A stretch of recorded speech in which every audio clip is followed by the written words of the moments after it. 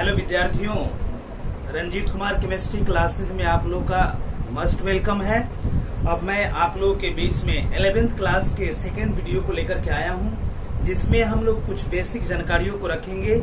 यह वीडियो हमारे कॉम्पिटिटिव क्षेत्र से लेकर के 11th और 12th के बेसिक नॉलेज के लिए बेहतर है।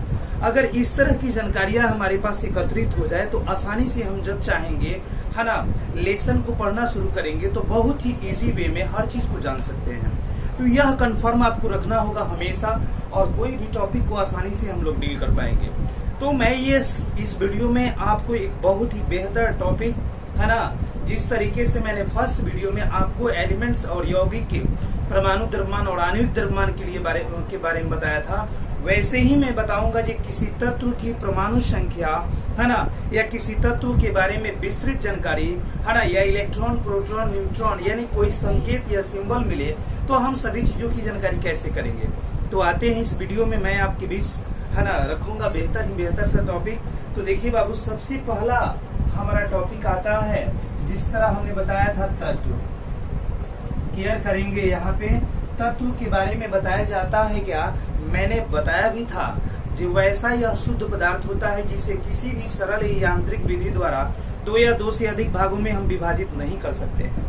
तो इसमें मैं क्लियर करूंगा है ना। यहाँ पे बताया जाता है परमाणु के बारे में। किसके बारे में? परमाणु के बारे में क्लियर करेंगे बाबू। हम बता रहे हैं परमाणु के बारे में। यहाँ पे बताते हैं कि तत्व के सबसे छोटे कण को है ना, छोटे कण को क्या कहेंगे बाबू? परमाणु कहते हैं। तत्व का जो सबसे छोटा कण होता है उसे क्या कहते हैं? परमाणु कहते हैं। यानी तत्व का सबसे छोटा कण क्या कहलाता है? परमाणु कहलाता है। अब बात आती है, आखिर परमाणु के बारे में हम कैसे जाने, परमाणु का नामकरण कैसे हुआ, परमाणु के बारे में जाने कैसे, हम विस्तृत जानकारियों को कैसे लिए, ये सारा चीज हम लोग आसानी से देख पाते हैं। तो इसमें बताया जाता है बाबू, तत्व के बारे में सबसे पहली अवधारणा है ना, अवधारणा के रूप में अगर देखा जाए तो तत्व के परमाणु जो होते हैं छोटे कण परमाणु, उसकी अवधारणा जो थे महर्षि कणाद ने किया था। किसने किया था बाबू? महर्षि कणाद ने किया था। क्योंकि जब वे अपनी कुटिया में बैठ करके है ना, कुटिया में बैठ करके देख रहे थे क्या, जो सूर्य की प्रकाश की, जैसे कुटिया में एंट्री की उन्होंने देखा क्या, जो सूर्य की प्रकाश की किरणें पतले छिद्र के माध्यम से इसमें प्रवेश कर रही है, और उस स्थिति में होता क्या है, जो उन किरणों के मार्ग में छोटे छोटे कण अनवरत गति करते हुए दिखाई देते हैं, और इसकी अवधारणा महर्षि कणाद ने रखा, और इसका नाम क्या रखा? सूक्ष्म कण है ना। इसका नाम उन्होंने रख दिया सूक्ष्म कण के रूप में है ना, सूक्ष्म कण का नाम रखा। और अंत में इसके गुणों के बारे में वर्णन करके जॉन डाल्टन ने इसका नामकरण कर दिया। किसने किया बाबू? तो जॉन डाल्टन ने इसका नामकरण किया और बताया क्या, कि तत्व के सबसे छोटे कण को क्या कहते हैं? परमाणु कहते हैं। डाल्टन के अनुसार परमाणु क्या होते हैं? अविभाज्य होते हैं, अर्थात इनका खंड या टुकड़ा हम नहीं कर सकते हैं। डाल्टन के अनुसार परमाणु क्या होते हैं? अविभाज्य होते हैं, इनका हम खंड या टुकड़ा आसानी से नहीं कर पाते हैं। फिर भी यहाँ पे बताया जाता है क्या, तो यहाँ पे मूलतः रूप में परमाणु का निर्माण जो होता है वो 37 कणों के मिलने से बनता है। यानी परमाणु का निर्माण कितने कणों के मिलने से बनता है? 37 कणों के मिलने से बनता है। फिर भी परमाणु के 3 मौलिक कण होते हैं। कितने मौलिक कण होते हैं? तो 3 मौलिक कण होते हैं जो परमाणु के गुणों को दिखाते हैं है ना। परमाणु के 3 मौलिक कण होते हैं जो परमाणु के क्या दिखाते हैं? गुणों को दिखाते हैं। और ये बताते हैं क्या, जो परमाणु के मौलिक कण कैसे होते हैं। तो परमाणु का सबसे पहला मौलिक कण होता है जिसका नाम होता है इलेक्ट्रॉन। क्या होता है बाबू? तो सबसे पहला नाम होता है जिसका नाम है इलेक्ट्रॉन। इसे अंग्रेजी के ई अक्षर से सूचित करते हैं, और इनके ऊपर जो होता है ऋण आवेश होता है, और ये हमेशा परमाणु की बाहरी कक्षा में उपस्थित होते हैं। कहाँ होते हैं? तो ये बाहरी कक्षा में उपस्थित होते हैं। और इसके खोजकर्ता के रूप में अगर देखा जाए बाबू, तो इनकी खोज किसने कर की थी? इनकी खोज सर जे टॉमसन ने की थी। सर जे टॉमसन ने की थी बाबू। तो यहाँ पे आप जान गए जो सर जे टॉमसन ने है ना, टॉमसन ने परमाणु की खोज की थी, इलेक्ट्रॉन की खोज की थी। यानी परमाणु का यह ऋणावेशित कण होता है, और इस ऋणावेशित कण जो होता है यह बाहरी कक्षा में रहता है। इसकी खोज सर जे थॉम्सन ने की थी। और दूसरा मौलिक कण होता है जिसका नाम होता है प्रोटॉन, है ना। और यहाँ पे मैं बता दूं आपको जो प्रोटॉन के बारे में, तो इसे P से सूचित करते हैं। और यह धनावेशित कण होता है। यह हमेशा परमाणु के नाभिक में रहता है। कहाँ रहता है बाबू? तो नाभिक में रहता है। तो आपसे अगर कोई क्वेश्चन पूछे जो नाभिक में कौन सा आवेश होगा, तो धनावेश। अब यहाँ पे देखा जाए तो इसकी खोज गोल्डस्टीन ने की थी। किसने की थी बाबू? तो गोल्डस्टीन ने की थी। तो अब यहाँ पे देखेंगे बाबू जी, गोल्डस्टीन ने किसकी खोज कर दी? प्रोटॉन की। अब तीसरा मौलिक कण हमारा आता है जिसका नाम क्या होता है? न्यूट्रॉन, है ना। तीसरा मौलिक कण आता है जिसका नाम क्या है? न्यूट्रॉन। और न्यूट्रॉन के बारे में बताया जाए तो यह N से सूचित करते हैं। और यह आवेशहीन कण होता है। कैसा कण होता है? तो आवेशहीन होता है। और यह भी कहाँ रहता है? तो परमाणु के नाभिक में रहता है ना। परमाणु के नाभिक में यह भी उपस्थित होता है। इसकी खोज किसने की थी? तो जेम्स चैडविक ने की थी। किसने की थी? तो जेम्स चैडविक ने की थी, है ना। तो इस तरीके से हम जान गए कि परमाणु का निर्माण 37 कणों के मिलने से होता है।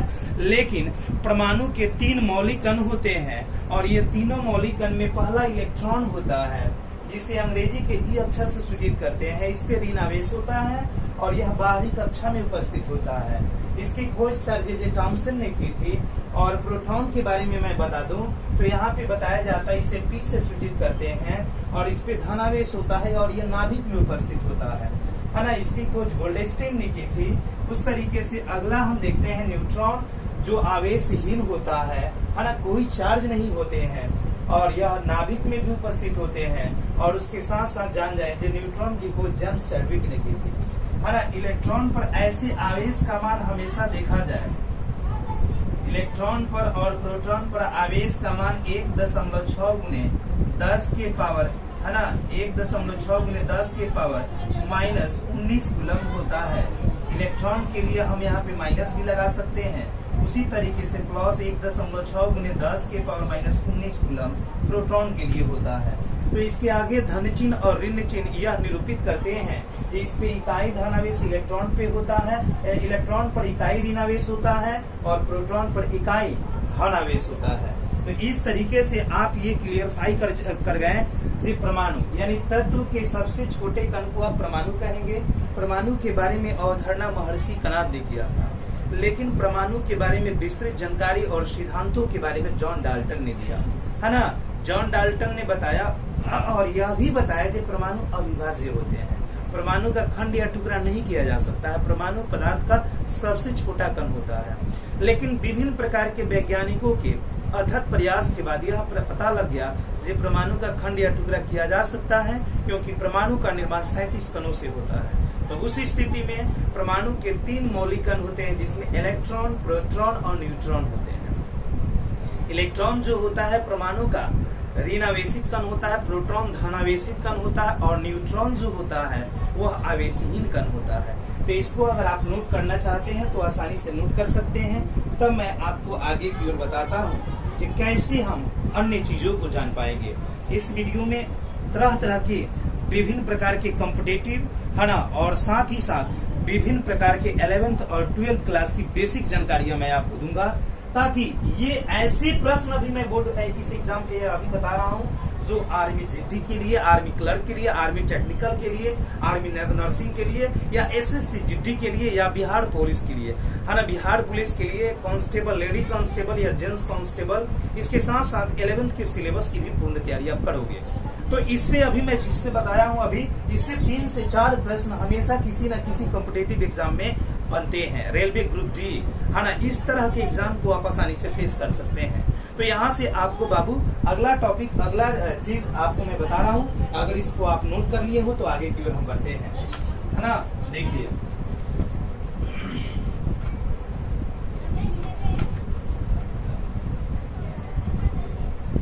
ध्यान देंगे यहाँ पे। अब हम आपको बता रहे हैं, जैसे हम बता रहे थे आपको जी, यहाँ पे एक संकेत मिलता है, एक सिंबल मिलता है, और वह सिंबल मिलता है AL, है ना। और यहाँ पे दे देते हैं हम 13 और यहाँ पे मिल गया आपको 27। यह एक सिंबल मिला हमें AL 13 27। क्लियर करेंगे बाबू। तो यहाँ पे AL क्या है? तो एल्युमिनियम का संकेत है। है ना। चलिए इससे भी अगर मान लीजिए आपको एल्युमिनियम में दिक्कत हो रहा है तो हम थोड़ा सा लेते हैं। अगर मान लीजिए यहाँ पे लेते हैं सोडियम, है ना, सोडियम लेते हैं और ये सोडियम यहाँ पे परमाणु संख्या हम यहाँ पे डालते हैं 11 और यहाँ पे डाल देते हैं कितना 23 द्रव्यमान। तो इस तरीके से देखा जाए तो यह तत्व का संकेत है। क्या है जी? तत्व का संकेत है ना, तत्व का संकेत है। और तत्व का संकेत किस तत्व का? तो यह सोडियम, है ना, सोडियम जैसे तत्व का यह संकेत है ना। सोडियम का क्या है? तो संकेत है और इसे आप क्लियरली कर लेंगे, सोडियम का यह संकेत है ना। अब इसमें मिलता है बाबू, यह इसकी परमाणु संख्या है। क्या है जी? तो परमाणु संख्या है ना, यह इसकी परमाणु संख्या है और परमाणु संख्या के लिए हम जेड का उपयोग करेंगे। अब यहाँ पे देखा जाए तो यह द्रव्यमान संख्या है ना, यह द्रव्यमान संख्या है और द्रव्यमान संख्या के लिए हमेशा ए का उपयोग हम करेंगे। तो इस स्थिति में देखा जाए बाबू तो कुछ तथ्य हम जानते हैं। कोई भी संकेत अगर मिलते हैं तो किसी भी संकेत से बहुत सारी जानकारियां हमें प्राप्त होती है ना। तो यहाँ पे देखिए बाबू, यह परमाणु संख्या यहाँ पे मिलता है ना, जिसे एटॉमिक नंबर के नाम से जानते हैं। परमाणु संख्या, परमाणु संख्या हमेशा याद रखेंगे, वह प्रोटॉन की संख्या है ना, प्रोटॉन की संख्या है ना, प्रोटॉन की संख्या, प्रोटॉन की संख्या या इलेक्ट्रॉन की संख्या के बराबर होता है ना। इलेक्ट्रॉन की संख्या याद रखेंगे यहाँ पे, इलेक्ट्रॉन की संख्या यानी किसी तत्व में जितने भी प्रोटॉन उपस्थित हो या जितने इलेक्ट्रॉन उपस्थित हो वो उनकी परमाणु संख्या को इंडिकेट करते हैं। ये आप जानकारी प्राप्त रखेंगे। तो यहाँ पे बताया जाता है जी, अगर परमाणु आयन में बदलते हैं तो उनकी प्रोटॉन, ये सदैव बात आप याद रखेंगे, जब भी कोई परमाणु आयन में बदले तो उसकी परमाणु संख्या है ना और उसके प्रोटॉन की संख्या में कोई परिवर्तन नहीं होता है। उसके मूलतः रूप में इलेक्ट्रॉन की संख्या बदल जाती है और इलेक्ट्रॉन की संख्या बदलने से आयन की परमाणु संख्या भी घट जाती है, लेकिन प्रोटॉन की संख्या ज्यों की त्यों रहती है। तो अगर परमाणु संख्या को हम जेड से सूचित करते हैं तो जेड बराबर पी लिख सकते हैं और बराबर ई लिख सकते हैं। तो यह तो कंफर्म हो गया कि परमाणु संख्या किसके किसके बराबर हुई। तो परमाणु संख्या आपके जेड के बराबर, ऐसे परमाणु संख्या आपके पी और ई के बराबर, यानी प्रोटॉन की संख्या और इलेक्ट्रॉन की संख्या के बराबर होती है। अगर आपको प्रोटॉन की संख्या निकालना हो तो हम जेड लिख सकते हैं, अगर इलेक्ट्रॉन की संख्या निकालना हो तो इसे हम भी जेड लिख सकते हैं।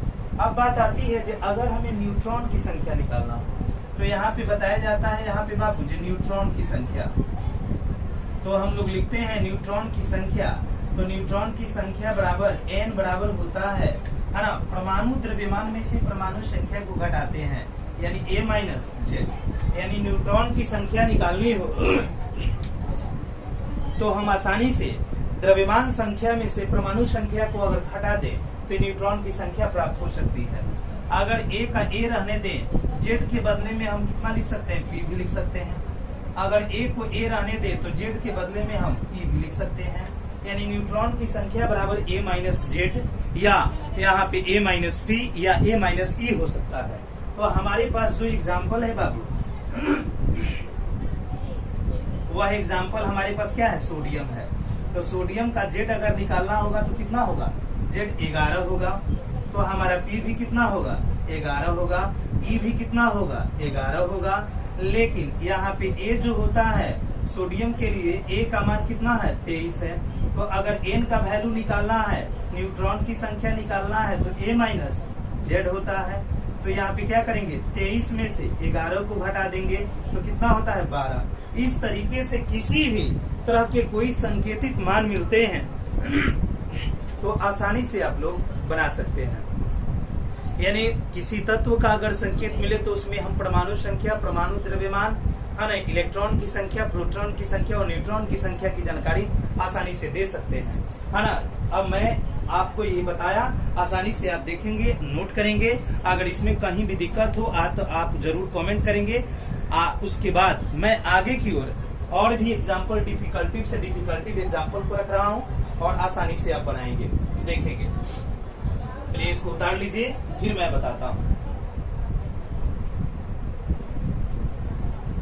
अब देखिए आगे की ओर हम जानकारी, अगर कुछ विद्यार्थियों के जेहन में होगा जैसे सर जी ने पहले एल्युमिनियम लिखा और हटा दिया, तो इसका भी बना लीजिए। एल्युमिनियम का परमाणु संख्या 13 और परमाणु द्रव्यमान 27 होता है। तो ये तो कंफर्म हो गया, जिसका जेड क्या होगा बाबू 13 और ए कितना होगा 27 होगा। तो आपका पी कितना होगा बाबू 13 और ई भी कितना होगा 13। लेकिन एन का वैल्यू निकालना होगा तो ए माइनस जेड होगा। अब उस स्थिति में 27 में से 13 को कम कर देंगे, तो 27 में से जब 13 को कम करेंगे बाबू तो यहाँ पे कितना हो जाएगा 14। यानी न्यूट्रॉन की संख्या यहाँ पे जब भी निकालना होगा तो कितना आएगा, आसानी से एल्युमिनियम में न्यूट्रॉन की संख्या अगर निकालना होगा तो कितना होगा 14 होगा। अब बात आती है यहाँ पे, अगर हम देते हैं यूरेनियम यहाँ पे 92 और यहाँ यूरेनियम 235 भी लिख सकते हैं। Uranium 235, uranium 234। तो इस स्थिति में आपका एक जेड कितना हुआ 92 है ना, और ए कितना हुआ 235 है ना। अगर यहाँ पे आपको निकालना होगा तो पी बराबर 92 होगा। अब उसी तरीके से ई निकालना होगा तो ये भी कितना होगा 92 होगा। और एन निकालना होगा बाबू तो हम लोग क्या कहेंगे, ए माइनस जेड कर सकते हैं। तो इस स्थिति में 235 में से 92 हम घटा दें तो 143 होता है ना। 5 में से 2 गया 3 और यहाँ पे एक ले लेंगे अंक तो 13 में से 9 गया यहाँ 4 और 1 का 1 143 होता है। तो इस तरीके से किसी भी तत्व के संकेत दिए हों तो उनकी परमाणु संख्या, द्रव्यमान संख्या है ना, साथ ही साथ उसमें इलेक्ट्रॉन, प्रोटॉन और न्यूट्रॉन की संख्या का निर्धारण हम आसानी से कर सकते हैं। तो इसे आप नोट कर लें है ना। अब मैं आपको एक चीज और बता दूं इस पे, जी अगर आपको इलेक्ट्रॉन की संख्या मालूम हो है ना, अगर आपको इलेक्ट्रॉन की संख्या मालूम हो, इलेक्ट्रॉन की संख्या है ना, इलेक्ट्रॉन की संख्या के लिए ई मालूम हो, अगर आपको प्रोटॉन की संख्या मालूम हो है ना, प्रोटॉन की संख्या मालूम हो, अगर आपको न्यूट्रॉन की संख्या मालूम हो है ना, तो न्यूट्रॉन की संख्या यहाँ पे मालूम हो है ना, तब उस स्थिति में अगर ए निकालना हो तो अभी हमने आपको सूत्र बताया जे एन बराबर होता है ए माइनस जेड। तो अगर हमें ए निकालना होता है तो हम लिख सकते हैं एन प्लस जेड, या हम ए बराबर लिख सकते हैं एन प्लस पी, या हम ये लिख सकते हैं ए बराबर। तो इस तरीके से हम ए का वैल्यू भी आसानी से निकाल सकते हैं।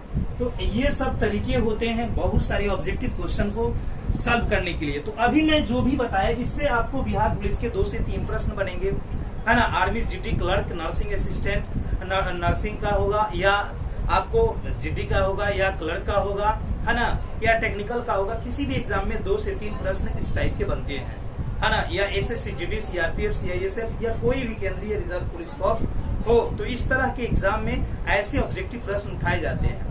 इसके अलावा आपको बिहार पॉलिटेक्निक हो या आईटीआई के एग्जामिनेशन हो, वैसे एग्जाम में आसानी से बैठ करके ऐसे क्वेश्चनों का समाधान, केमिस्ट्री से रिलेटेड प्रॉब्लम को समाधान कर सकते हैं। तो इस तरीके से हमेशा आपको 11th के सिलेबस के साथ साथ 12th के सिलेबस के साथ साथ अनेकों कॉम्पिटेटिव जानकारियां, अनेकों कॉम्पिटेटिव नोटिफिकेशन, अनेकों कॉम्पिटेटिव वीडियो केमिस्ट्री से रिलेटेड आपको मिलते रहेंगे है ना। और फिर अगले टॉपिक को लेकर के मैं अगले वीडियो में मिलूंगा। तब के लिए धन्यवाद है ना। इस तरीके से आसानी से हर टॉपिक को समझेंगे। कहीं कठिनाई हो तो आप जरूर पूछेंगे, अगर कहीं प्रॉब्लम हो है ना, या कहीं भी कठिनाई हो तो आसानी से कमेंट करके पूछेंगे।